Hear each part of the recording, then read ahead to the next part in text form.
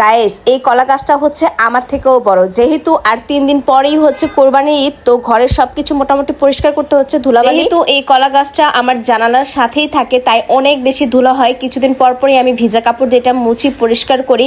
তবে এটা কি আমার সাথেই হয় আপুরা, নাকি আপনাদের সাথেও হয়? প্লিজ একটু কমেন্টে জানাবেন।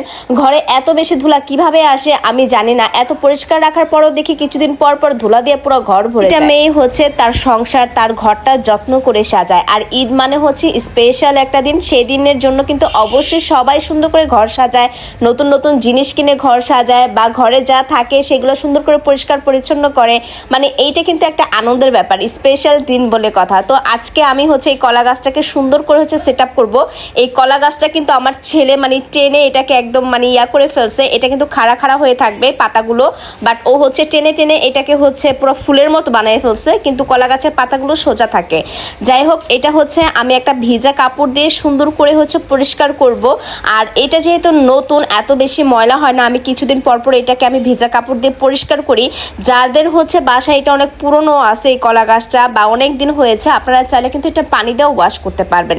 যেহেতু এটা প্লাস্টিক, ভিজা একটা কাপড় নিয়ে আমি মোছামুছি শুরু করে দিলাম। আর এটা পরিষ্কার করতে বেশি সময় লাগবে না, যেহেতু এটা পাতাগুলো হচ্ছে বড় বড়, তাই খুব দ্রুতই কিন্তু এটা পরিষ্কার করা যায়। রিয়েল ফুল গাছগুলো কিন্তু আরো বেশি সুন্দর হয়, তবে রিয়েল ফুল গাছগুলো কিন্তু আমি রাখতে পারি না বাসায়। আমার বাচ্চা হচ্ছে পাতা ফুল এগুলো সব ছিঁড়ে ফেলে, তাই হচ্ছে আমি প্লাস্টিকেরটা এনেছিলাম। তবে প্লাস্টিকের এই গাছগুলো কিন্তু অনেক সুন্দর, মানে ঘরের এক কোণে রাখলে কিন্তু ঘরটা অনেক সুন্দর ফুটে ওঠে।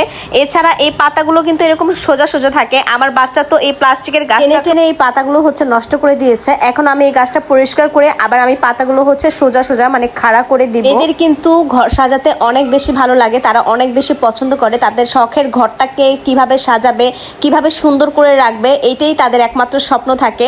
আগে চিন্তা করতাম যে কি কিনবো, কিরকম ড্রেস কিনবো, কোথায় ঘুরতে যাব, কি করব না করব, এটা নিয়ে অনেক বেশি হচ্ছে ভাবতাম। তবে এখন মনে করি যে না, আমি সংসারের জন্য কি কিনবো, আমার ঘরের জন্য কি কিনবো, কি কিনলে বেশি ভালো লাগবে, কোন জায়গায় কি রাখলে সুন্দর লাগবে, এটা নিয়ে সারাক্ষণ এখন ভাবি। আর বাইরে যেতে ভালো লাগে না, এখন আমার ঘরেই ভালো লাগে। তাই ঘর কিভাবে গুছিয়ে রাখবো, কি করলে আমার ঘরটা বেশি সুন্দর লাগবে, এটা নিয়ে সারাক্ষণ ভাবতে থাকি। তো কারা কারা আছেন আপুরা যাদের ঘর অনেক বেশি পছন্দ, যে নিজের একটা সংসার হবে, নিজের একটা ঘর হবে, সেই ঘরটা নিজের মনের মতো করে সাজানো গোছানো থাকবে, অবশ্যই কিন্তু কমেন্টে জানিয়ে যাবেন। আমার কিন্তু ঘর সাজাতে খুবই ভালো লাগে, তবে সময়ের জন্য বা আমার ছোট বেবি আছে, আমি সবকিছু আপনাদের সাথে শেয়ার করতে পারি না। তবে আমি এখন থেকে চেষ্টা করব আমার ঘরের কি কেনাকাটা হচ্ছে, কি করতেছি না করতেছি, কিভাবে গুছাচ্ছি, সবকিছু আপনাদের সাথে আমি শেয়ার করব। এটা হচ্ছে সাদা, আর ধরার মতো দুইটা হ্যান্ডেলও আছে, তবে এটা ধরার মতো কিছু নেই, তবে হ্যান্ডেল দুটো কিন্তু থাকাতে দেখতে খুব সুন্দর লাগে। আর এই টপটাও আমি খুব সুন্দর করে মুছে দিলাম, সবকিছু সুন্দর করে মুছে পরিষ্কার করে নিয়েছি। এখন কিন্তু দেখতে খুবই ভালো লাগতেছে, চকচক করতেছে। আর বাসার সাথে কিন্তু মেন রাস্তার কারণে হয়তো ধুলা অনেক বেশি আসে। আবার টপটা হচ্ছে সোফার কর্নারে নিয়ে রেখে দিলাম। আর এই কর্নারে কিন্তু এই গাছটা অনেক সুন্দর মানায়, ভালো লাগে, পুরো ঘরটা একদম ফুটে উঠে। মানে গ্রিন কালার, সাদার মধ্যে গ্রিন। আমার কিন্তু ম্যাক্সিমাম জিনিসই হচ্ছে হোয়াইট, আমার সোফাটাও কিন্তু হোয়াইট ছিল, আমি কাভার করে দিয়েছি। যেহেতু ছোট বাচ্চা, ও হচ্ছে সোফাটা নোংরা করে ফেলতেছে, আর এত বেশি ধুলা হয়, ধুলার কারণে কিন্তু সোফাটাও আমার কালো হয়ে যাচ্ছিল, তাই আমি হচ্ছে একটা মানে কাভার পরিয়ে দিয়েছি। আর এই কাভারটা আমি কোথা থেকে নিয়েছি সেটা আমি পরবর্তী ভিডিওতে আপনাদের সাথে আমি শেয়ার করব। ওই ভিডিওটা করা আছে, আমি সেটা এখনো শেয়ার করতে পারিনি, কোন পেজ থেকে নিয়েছি, কিভাবে নিয়েছি, আমি সবকিছু আপনাদের সাথে শেয়ার করে দিব।